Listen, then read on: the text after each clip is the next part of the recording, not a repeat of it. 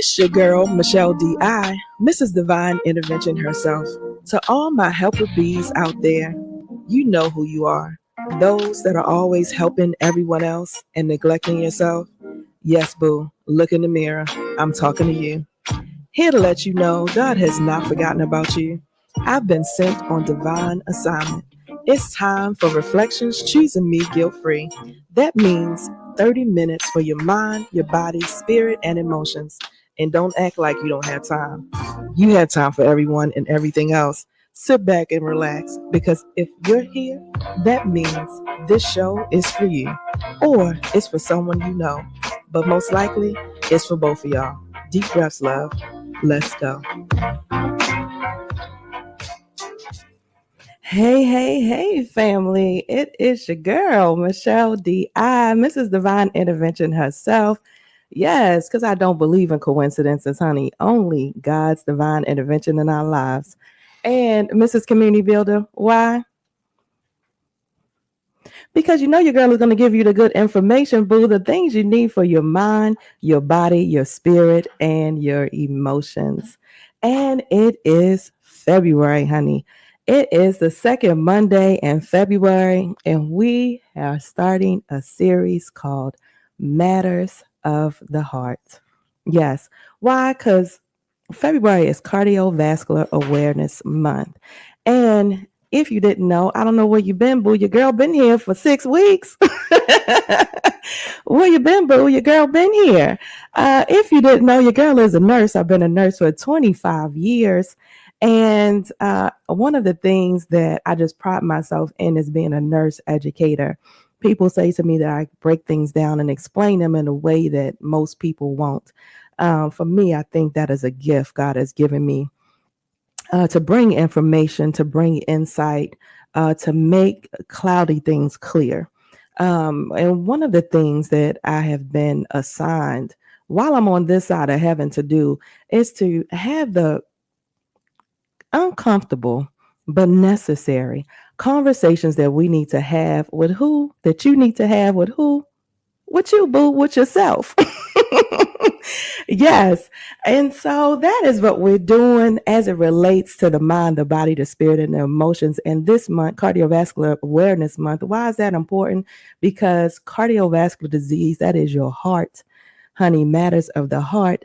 Heart disease is the number one killer across. It doesn't discriminate, boo. Doesn't discriminate. Doesn't care if you're a Christian. Doesn't care what color you are, doesn't care who you love. Okay. Heart disease is the number one killer. And so it is something that we need to talk about. We all know someone who has suffered from a heart attack or high blood pressure. Of course, there are different things that deal with the heart, but just conversations that we need to have. And so your girl always approaches this every year. I try to come with a different angle. I try to come back and relate it because I know you can get all the information, the things that you need to, you need to eat right. You know, you need to change your diet. You already know that. How long have you known it? Your whole life. Because when you were little, you saw your mama dieting. You saw your dad doing some things, right? We all know what we need to do, right? We know we need to exercise a little bit more. Why do we know? Because you've known it all your life and you've heard it all of your adult life. We know the things. And so your girl tries to bring you different things that affect your heart in a way that you may not really understand and know that these things are affecting you in a way. So today, or let me just say, if you've been with us, right, every week I address a topic, whether it relates to your mind. First week, second week is your body, third week are your emotions, your mind, your body, your spirit, excuse me, and then your emotions is always the fourth week as we go through the month. And so today we're back on the mind. Okay, we're back on the mind. So, what matter of the heart are we dealing with today? We're talking PTSD. PTSD as it relates to your heart. Why is that important? Because I know you're saying, man, I haven't been in the military. Well, you know what, boo? Neither have I. Neither have I. But I guess it's been about 5 years ago now. I was diagnosed with PTSD. And I thought, what? Are you sure, ma'am? Can you check the paperwork again? Because I've never been in the service. Yeah, yeah. It was a very extensive test. It took about 3.5, 4 hours to take. My therapist sent me to a special testing center, and just they did a whole gamut of tests, and came back with a result of PTSD. She thought I had ADD, attention deficit, just because of some of my behaviors. But came back on this test that I had PTSD. Well, what is PTSD if you haven't been in the military, and why is it important? Um, PTSD affects 6 to 7% of the general population, of our general U.S. population, has PTSD. That is because some of us have been assaulted, some of us have been abused, some of us have been in accidents, some of us have been in natural disasters, and other people just have had childhood traumas, domestic violence, right? Different things like that that have happened. And so it says about 50, statistically, 50 to 60% of people experience a traumatic event in their lives. 50 to 60% of people experience a traumatic event in their life.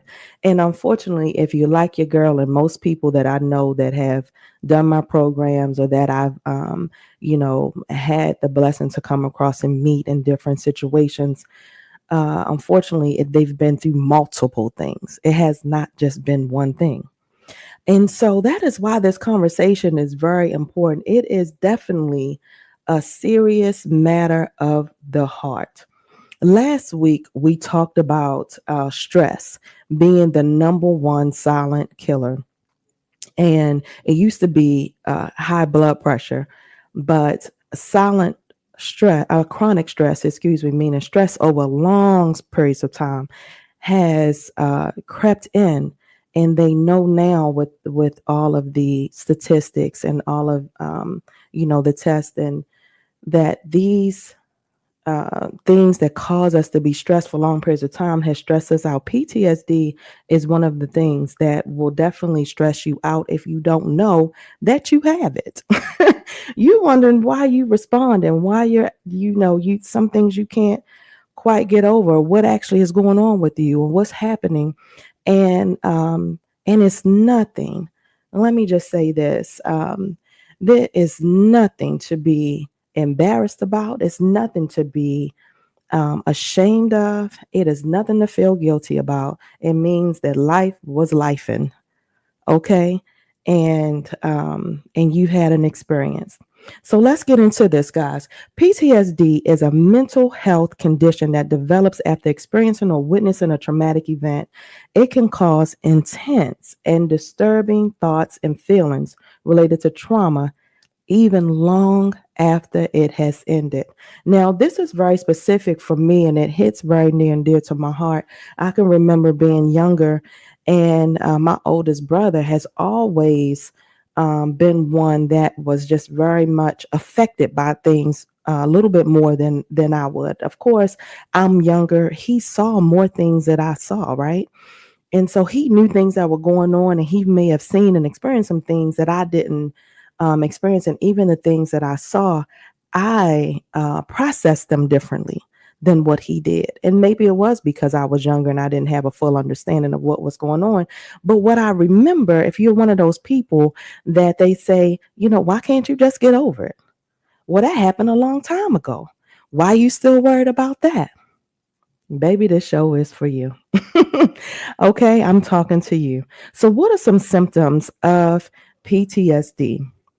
There are four main categories. One is intrusive thoughts.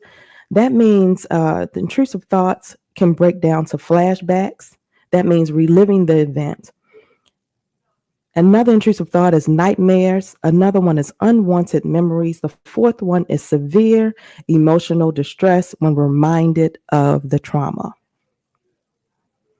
The second symptom of PTSD is avoidance.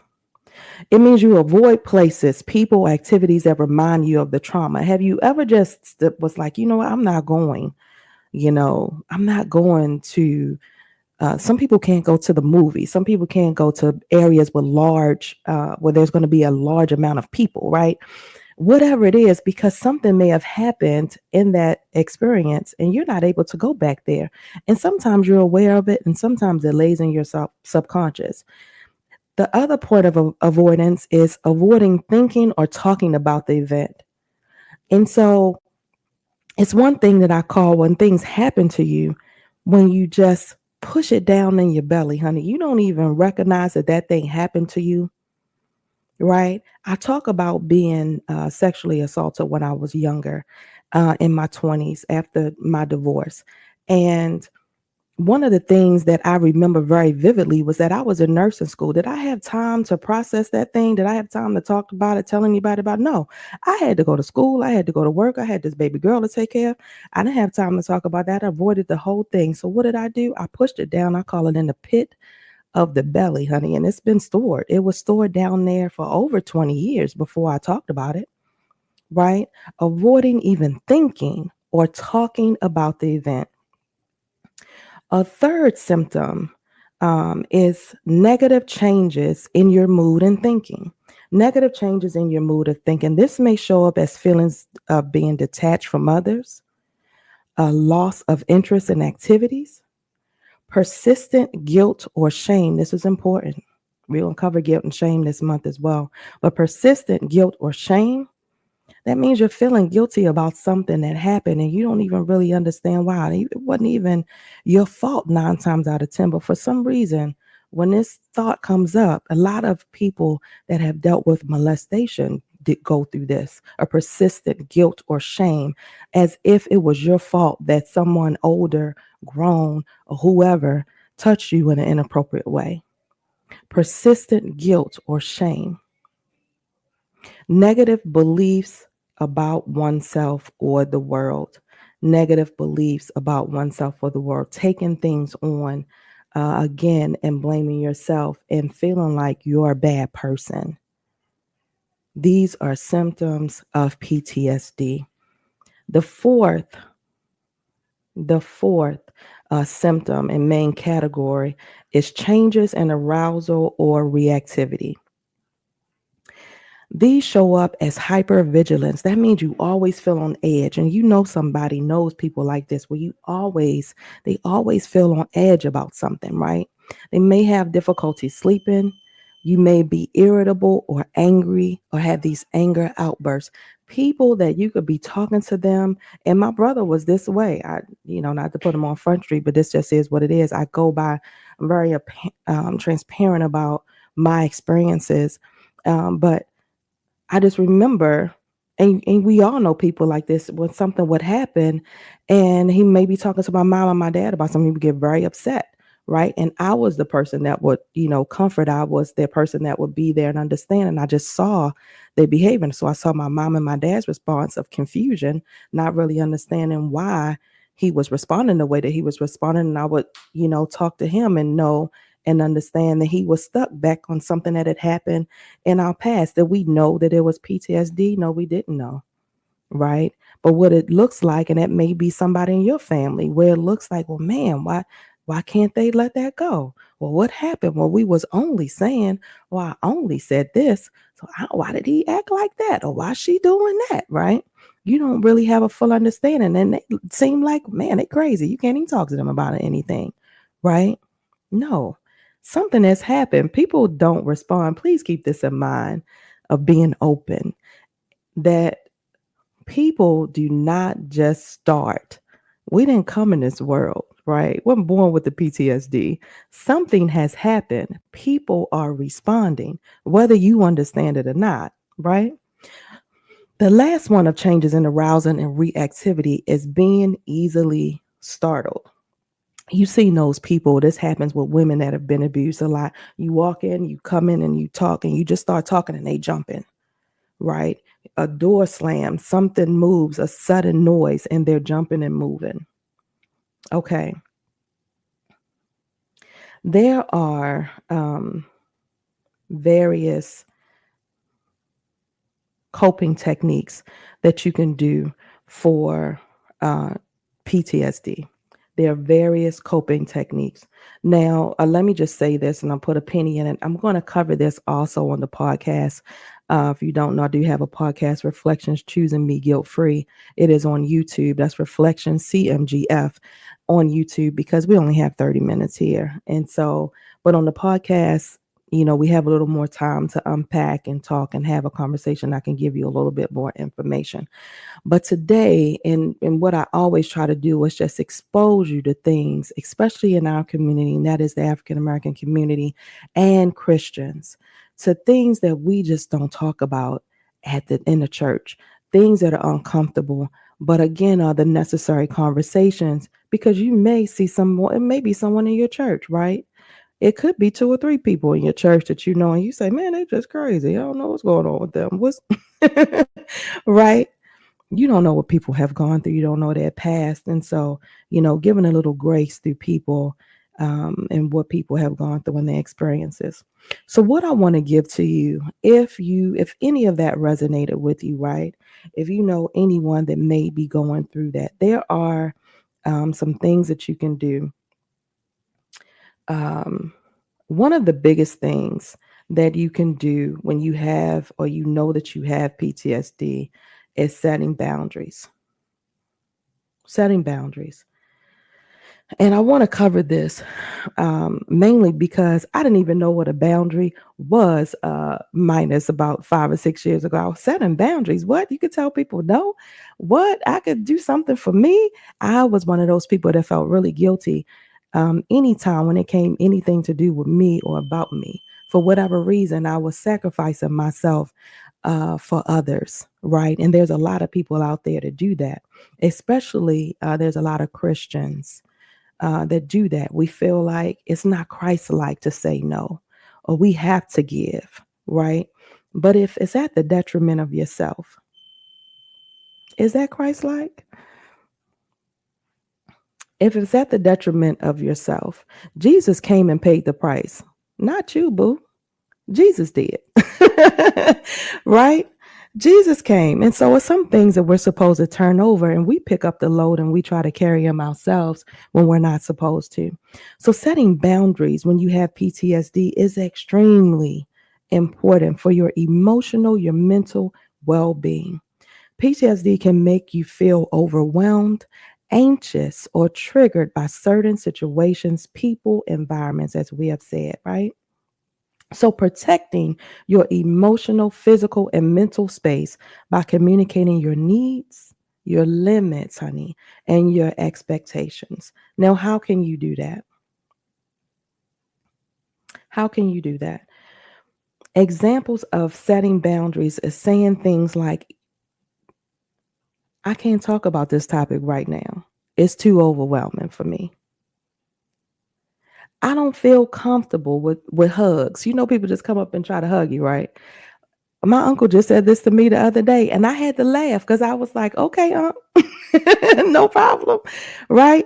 I didn't take it personal. Some people would have taken it personal, but I know him. I know he loves me, but I also know that he does have PTSD. He's been in the military. Some things have happened.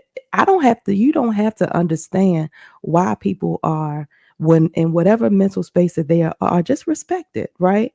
And he said, I know you love me. And I said, yes, I do. And I know you love me too. And I laughed and I left. Right.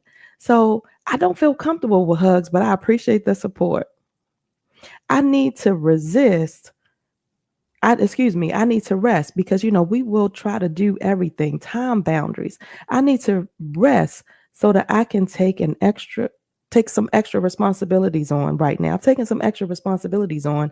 So I need to rest, right? That might be a way that you can do some time boundaries. Social boundaries. The first one, I'm sorry, was emotional boundaries. I can't talk about this topic right now. It's too overwhelming. The second one was physical boundaries.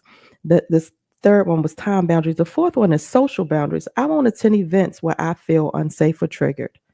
I won't attend events where I feel unsafe or triggered. Honey, I am telling you, and don't feel any ways about it. It's okay. Digital boundaries. I need to mute or block people who bring negativity into my life.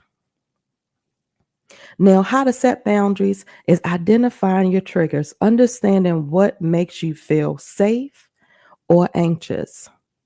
And I'm running out of time, so I am rushing a little bit. But again, we're going to talk about this a little bit more on the podcast. Two, communicating clearly. Use simple, direct statements without over explaining. Baby, this is important. Use simple and direct. I can't do it. I used to feel the need to explain and come up with an excuse. Hey, you don't have to come up with a reason. If you're just uncomfortable, you're uncomfortable. It's okay. If you can express it, then that's nice. But sometimes understand, especially if it's fresh, a fresh situation has happened and you still have the anger and you still have unforgiveness and all of the things and all these emotions are still in you and you don't really have the words. Sometimes it's just good to walk away, right? I can't do it and just let it be. You know, being consistent is number three on how to set boundaries with PTSD. Identify your triggers, communicate clearly. Three is be consistent, reinforce boundaries firmly, and don't allow them to be pushed. Number four, prioritize self care. Your well being comes first, even if others don't understand. Number five is seek support, a therapist, a support group, a trusted friend, your pastor, hopefully, your mom, your dad, whoever you feel like you can talk to, having those very important people in your life that, and sometimes it helps to have a non biased person in your life, somebody that doesn't know all of your history and your story that's going to judge you and all of the things or whatever you may be feeling. Now, I'm going to go here in this last few minutes because this is very important. And this is, again, it's hard because as Christians, we do not feel like it's appropriate to set boundaries.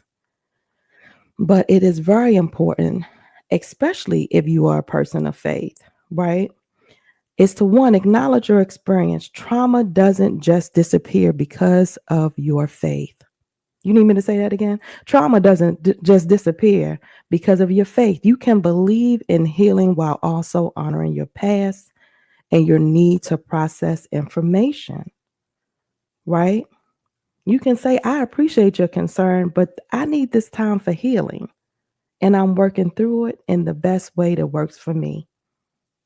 Number two, we talked about setting emotional boundaries. If someone pressures you to just move on, you ain't over that yet.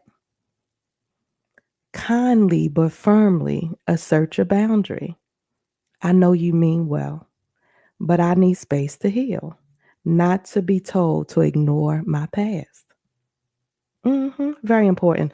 Number three, limit conversation. If certain topics make you uncomfortable, it's okay to redirect or shut them down. I'd rather not discuss that right now. Let's talk about something else. Number four is find supportive people. Again, surround yourself with those who validate your healing process. Set boundaries on guilt and shame. This is important. Again, we're going to go over this a little bit more because this is very important. This guilt and this shame will drive people to suicide. It drives people to suicidal thoughts. So I need you to understand, church folk, what you're doing when you're responding, right? If it's you or if it's somebody that you know that needs to, send it to them because this is a necessary conversation. Some people may use scripture to pressure you into forgiving and forgetting. Not appropriate. It's not appropriate. Forgiveness is personal and doesn't mean ignoring your trauma. Forgiveness doesn't mean pretending that it didn't happen. And church folks are really, really, really, did I say really? Yes, really good at this. You will have amnesia. They act like they don't know they were hugging you and stabbing you in your back at the same time. They do. And you'll be like, this lady is really pretending as if she hadn't been stabbing me in my back for 2-3 years. What is happening? Forgiveness doesn't mean pretending it didn't happen. God sees your pain and trust that He is guiding you through it in your own time. So, setting boundaries is huge. Now, let's end with some scriptures that may help you get through this. This for anybody that needs them. Matthew 7:6. Do not give dogs what is sacred. Do not throw your pearls to pigs. If you do, they may trample them under their feet and turn and tear you to pieces. This verse speaks to protecting your heart and your peace from those who may not respect or appreciate what's sacred to you. Setting boundaries is about protecting what's valuable to you emotionally and spiritually. Proverbs 4:23. Above all else, guard your heart, for everything you do flows from it. We're talking matters of the heart. This verse emphasizes the importance of guarding your emotional and mental well-being. Setting boundaries helps protect your heart from being overwhelmed or hurt by others. Galatians 6:5, for each will have to bear his own load. This verse can remind you that you are not responsible. Did I say not? I said not. You are not responsible for carrying the emotional burdens of others. For all us helper bees of the world, we're good for that. Especially when it comes to pressures that overlook your own healing. You can help others, but you have the right to prioritize your own well-being. 2 Corinthians 6:14. Do not be yoked together with unbelievers. For what do righteousness and wickedness have in common? Or what fellowship can light have with darkness? While this verse primarily addresses relationships, it can be also interpreted as a call to protect your peace and avoid being involved in situations that can compromise your values or well-being. This could apply to toxic situations or people who don't respect your healing process. 1 Corinthians 10:13. No temptation has overtaken you except what is common to mankind, and God is faithful. He will not let you be tempted beyond what you can bear. But when you are tempted, He will also provide a way out so that you can endure it. This verse can encourage you that setting boundaries is part of God providing you with a way to protect yourself. You don't have to endure situations that harm your mental or emotional health. And the peace of God, Philippians 4:7, and the peace of God, which transcends all understanding, will guard your heart and your mind in Christ Jesus. This verse highlights the importance of peace. Setting boundaries is one way to ensure you maintain that peace amidst external pressures. Family, I'm out of time. I gotta go. You join me next week, and we will continue this conversation of matters of the heart. Well, family, this has been another divine intervention. Thank you for tuning in to Reflections Choosing Me Guilt Free with your girl, Miss Michelle D.I. Every week, we will have the uncomfortable but necessary conversations as it relates to your mind, your body, your spirit, and emotions. You suffered long enough. It's time to break free. So join me every Monday at 1 p.m. right here on KGLD Radio, where you can fill your spirit with gospel all day long. See you next week.